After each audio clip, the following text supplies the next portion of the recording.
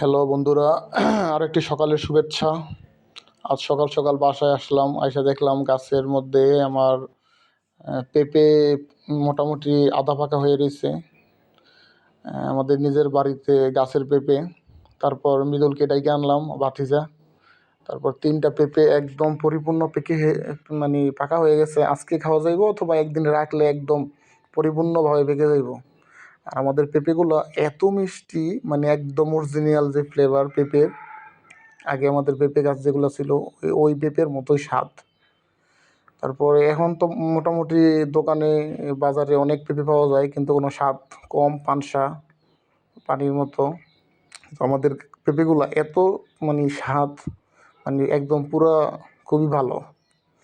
যাই হোক, পেঁপেটা আমার নিজের গাছের। তো আমার বাসায় পেঁপেগুলো রাখা হয়েছে আমার বাগিনের জন্য। বাগিনা ঢাকা থেকে আসবে, তো আসার আগেই পেঁপেগুলো পেকে যাইতেছে গা, বুঝতে পারলাম না। সকাল সকাল আমার ছেলে খুব এক্সাইটেড পেঁপেগুলো দেখে। তো যাই হোক, পেঁপেগুলো মা খুব যত্ন করে রাখছে বাগিনা সাফিনের জন্য। তো যে কোনো কারণে সাফিনে আসছিল 2 দিন আগে, কিন্তু আইসা পেঁপেগুলোর দিকে ভালো করে নজর রাখা হয় নাই বা বোঝা যায় না তখন যে পাকছে, তাহলে তো সে পেঁপেগুলো খাইতে পারতো।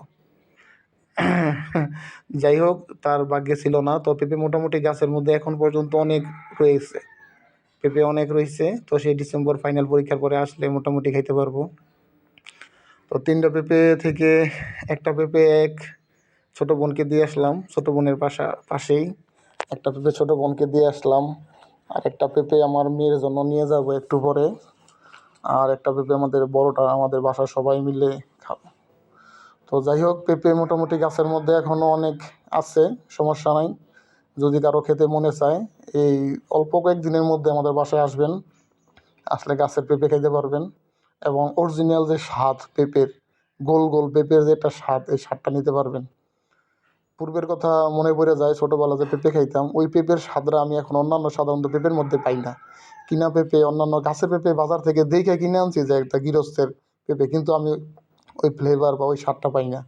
এটা কেন পাই না বুঝি না, কিন্তু ওইটা কিন্তু দেশি পেঁপে আমাদের, আমি জানি। আর আমাদের পেঁপেগুলো প্রায় 1-2 ঘন্টা